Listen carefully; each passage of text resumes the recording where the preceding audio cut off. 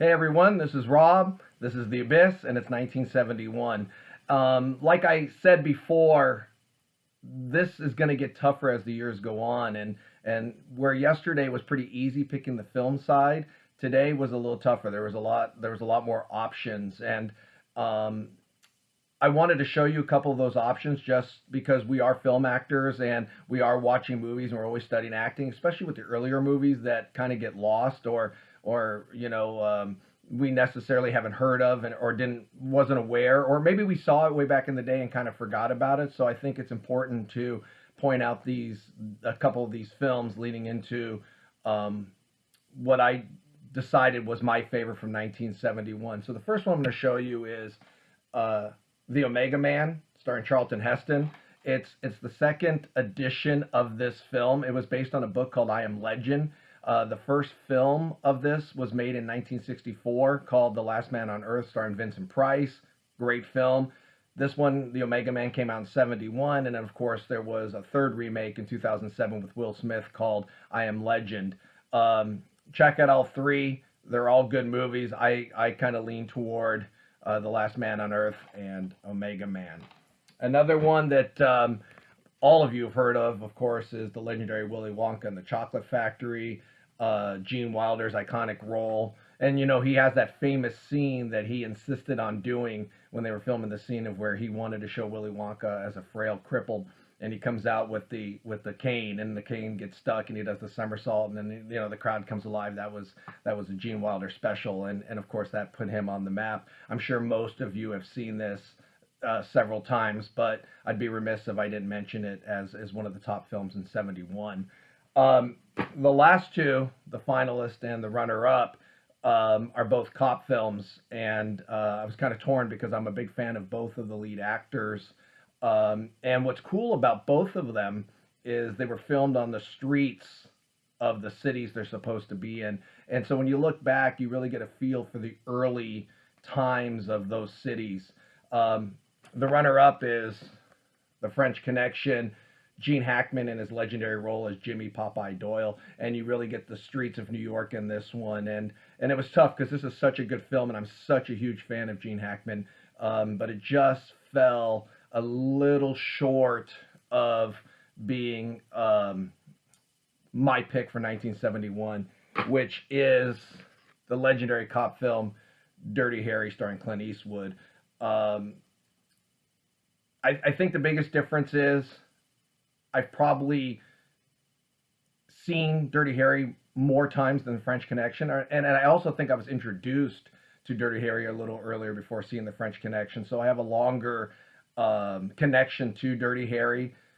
Uh, I just think it's a great police film, and I'm showing you the DVD because I have the Blu-ray, but it's in the box set of all the Dirty Harrys, and so I want to just show the movie itself. But it's filmed on the streets of San Francisco in the early 70s. Andy Robinson as the villain, he's ridiculously good, and of course Clint Eastwood being Clint Eastwood. And that's a great thing about actors like Clint Eastwood and Gene Hackman. No matter what the role is, they're themselves, right? The role adapts to them rather than them adapting to the role. So when you see Clint Eastwood as a cop, he's Clint Eastwood, and that's what makes it fun to watch him, because there's such a consistency to the work. And there's a scene where he chases the villain Andy Robinson through the old Kezar Stadium where the 49ers used to play when they were playing in San Francisco in the early 70s. And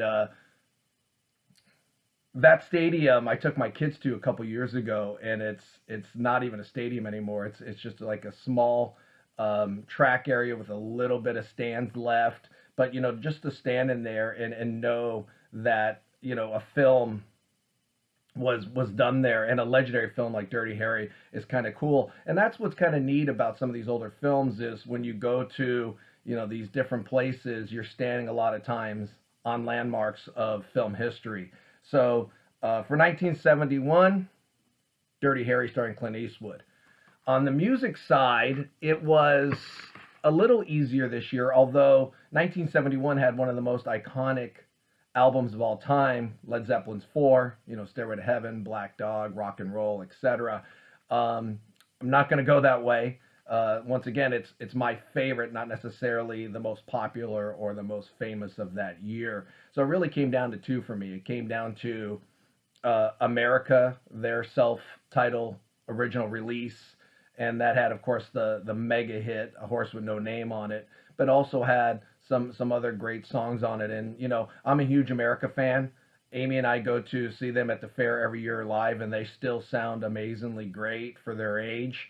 And there's a song on that album, Sandman, which we have a close connection to. When we were on our honeymoon in Hawaii, we were at this restaurant, and there was a Hawaiian guitar player playing all these songs, and he's taking requests. And I said, any America? And the only song he knew was Sandman. So every time I think of Sandman, I think of that moment in time, and it does have a connection. It's such a great song, but as a consistency, song for song, this album is a tad better.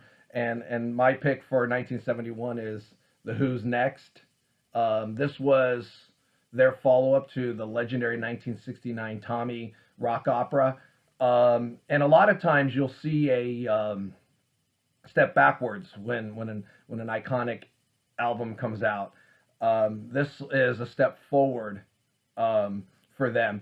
And yes, it has huge mega hits. It actually opens up with the legendary Baba O'Reilly and then ends with the huge Won't Get Fooled Again. But in between, there's so many great songs like Bargain, My Wife, Getting in Tune, Going Mobile, Behind Blue Eyes. It just goes on. And what's cool about the Who, especially at this point of their career, is just the tightness of the sound. Pete Townshend's guitars, John Entwistle on bass, Roger Daltrey bursting out the vocals, and then of course Keith Moon, who just was so unorthodox in his drumming style. And what's neat about that, and where I connect it with film is, you have to use what you get, and the drummer in music is kind of the driving force. And so the other instruments have to use that, like using another actor. And so, when you listen to his drumming, it's unorthodox and it's kind of non-rhythmic. But when you add the guitar and the bass, it really brings a rhythm to a non-rhythmic sound. And that's kind of what made the Who unique in that period of time, especially in that series of albums with Tommy, Who's Next, Quadrophenia. They're just boom, boom, boom, legendary, and the sound is strong and it's big and it's full. So you can't go wrong with this record. The hits. Check out the other ones I mentioned; they're really, really good. And then revisit Dirty Harry, and if you haven't seen it, you need to watch it. So that is my two picks for 1971. We'll see you tomorrow.